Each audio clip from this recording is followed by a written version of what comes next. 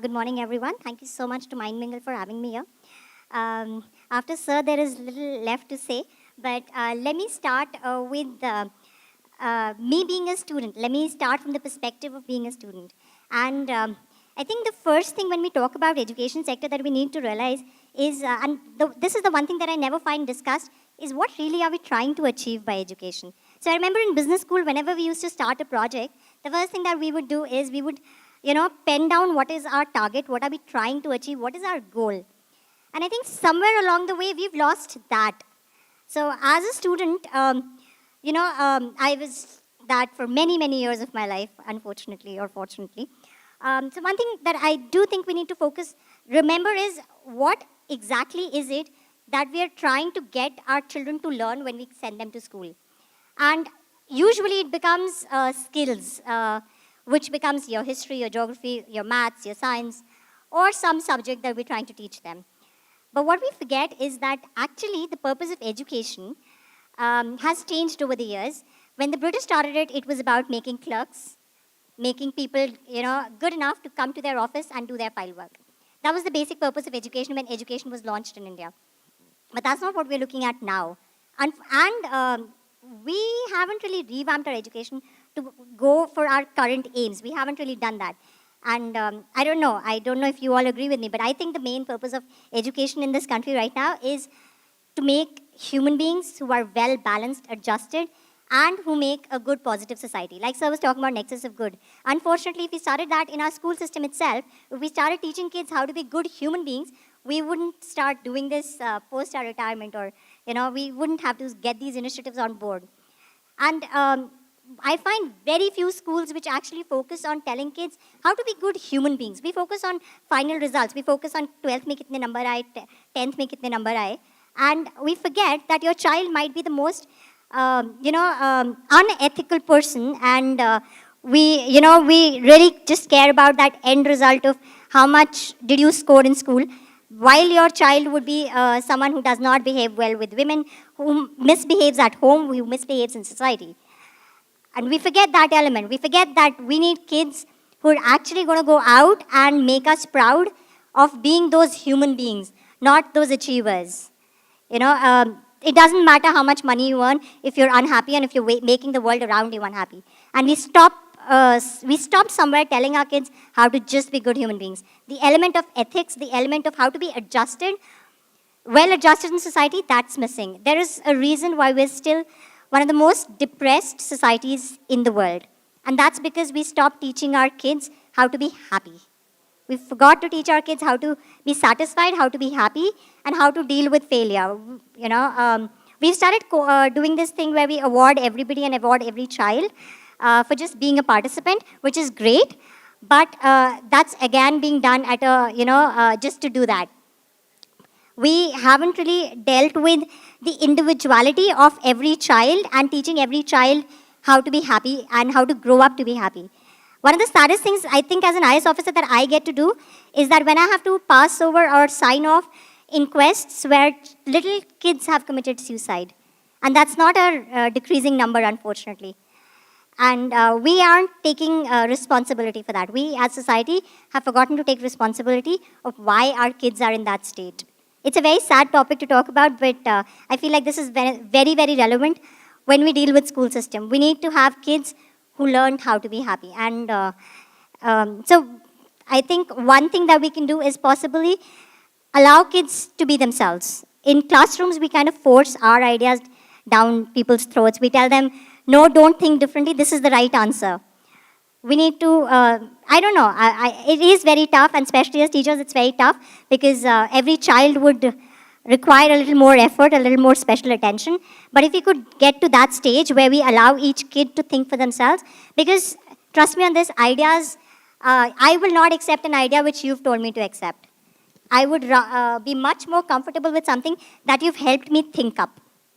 And we're not doing that. We have to help our kids think of the right way themselves. We're not doing that. We're telling them the way. And I do think that we need to start allowing kids to allowing kids to speak for themselves. I think the first thing that we do in class is tell everybody to shut up. Like all the kids need to be silent throughout. The only time that kids get to talk is really that 15 minutes of break, which is uncensored, where there is nobody monitoring them. But if we started allowing kids to talk within the classroom, where you as teachers direct that talk, you tell them, okay, this one, what you said was wrong, and this is why it was wrong, instead of telling them to keep quiet during that whole 7 hours that they spend in school, we would have better kids. We would have kids who would have the capacity to think. We would have kids who would have, the more they talk, the more you learn about them. You can't know me if I don't talk to you. You can't know me if I don't speak out, if I don't tell you what I'm thinking.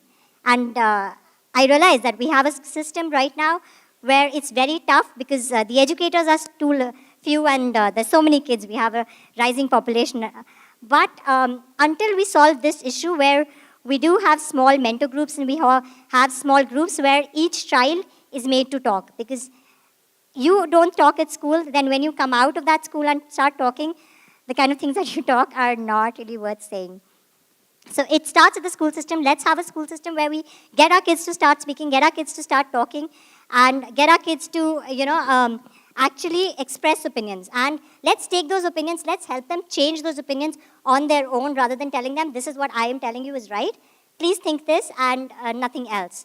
And somewhere, even the books that we kind of teach them and the curriculum, I know it isn't the same as the schools here, and which is why you're all here. But the ones that are not here, that's what they're doing. We're teaching kids that this is what is right. I'm not going to tell you how we achieved that this is right, but this is what is right. Start thinking this, and we're not spending enough time with our kids, and which is how they're coming out, and we have these problems that we deal with every day. Those ethical and social skills, skills of how to make friends, how to be a part of the society, how to think right for the world that you're in. That we're not teaching. That is what is missing, and that is what we need to focus on. I see very few classes where teachers have taken time to talk to those kids and tell them that you, sitting with your partner next to you, how do you adjust to that? And how do you learn how to sit with each other? How do you like your friends? I do a lot of school visits. I think I visit like 10 schools a month. And this is one of the things that I see, that most kids haven't learned how to fit in with the ones around them, haven't learned how to be friends with those around them, and especially if you're talented. Because if you're talented, you get so much praise by your elders for those few good things that the ones that you can get away with not being good at your social skills. So I personally really think that we need to work on the social skills. And that is where the inclusive education aspect also comes in. That's another thing that we need to focus on. We recently had a conference on inclusive education, and I was on the panel and I was speaking, and it was about parents and children who are in those schools who are themselves disabled, or children who are not disabled. And one of the things that came out from the children who were not disabled was that the school had become inclusive, but nobody had taught these children how to how to be with the kids who have disabilities. So what they were doing was they were being charitable to these kids. They were saying, okay, these kids deserve sympathy and these kids deserve my charity, so let me be kind to them. And they hadn't learned how to deal with them as equals. So we had shoved inclusiveness down their throats without teaching them how to really think inclusively. And the whole spectrum of social skills, that's sadly lacking when we go to our schools, when we go to our classrooms. We're not focusing on the things that are outside their books, because these are the things that I can learn all my books by myself. If you read something, if you've given me reading skills, outside of that, I can learn everything on my own. I don't need a teacher to start teaching me that. And there are enough videos these days who teach you what is the technical aspect of anything. But what we need a school system for is the social skills. Social skills of how to be with kids who are different from you, how to, the aspect of bullying, we're not addressing that. So once you start teaching your kids how to really be a good human being, these problems that we face with people when they become adults will go away.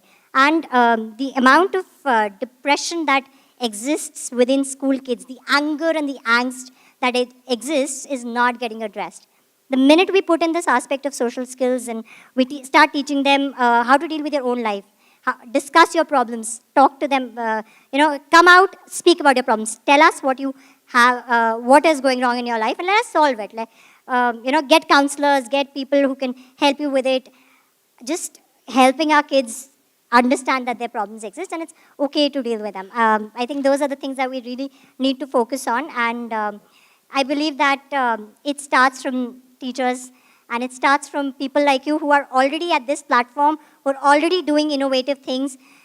You are the leaders already, you know how to lead, and maybe if you guys got up and thought about these and included these kind of aspects within the education system, and I believe there are people who direct the education system. So there's one thing I would like to say is that the element of inclusiveness, that needs a little rework, that needs a little more attention, that needs to be flown into the system a little more seamlessly. Right now, it's this extra thing, extra appendage that has been added to our regular school, and the kids and the teachers, everybody is very uncomfortable. Everybody is very uncomfortable.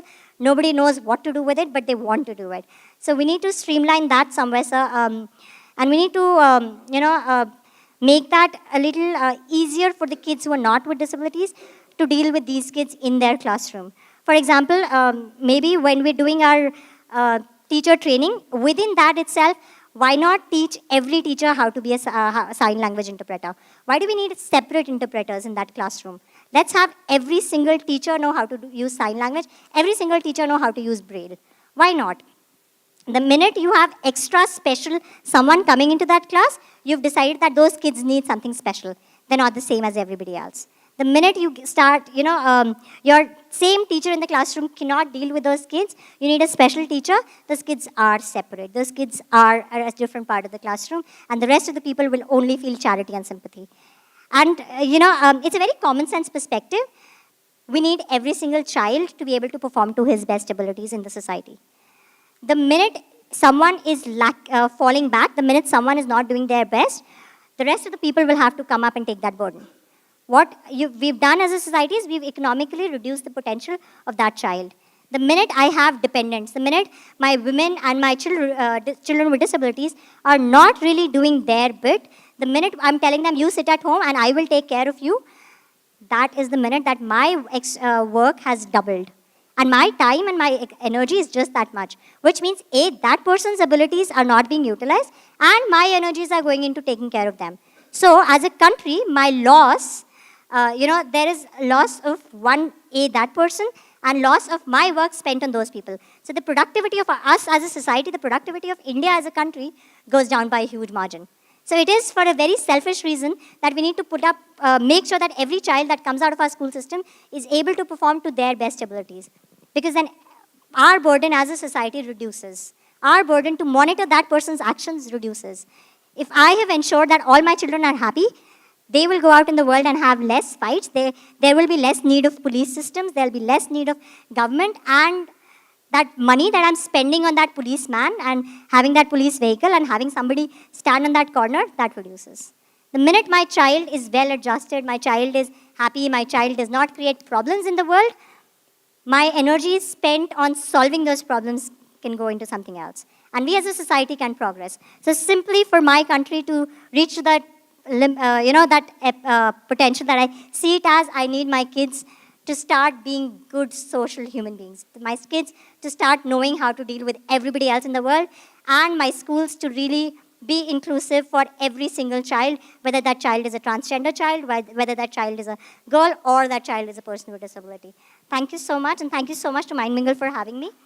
I have spoken on something which is a little off the topic, but I hope we as a country can solve these issues. Thank you.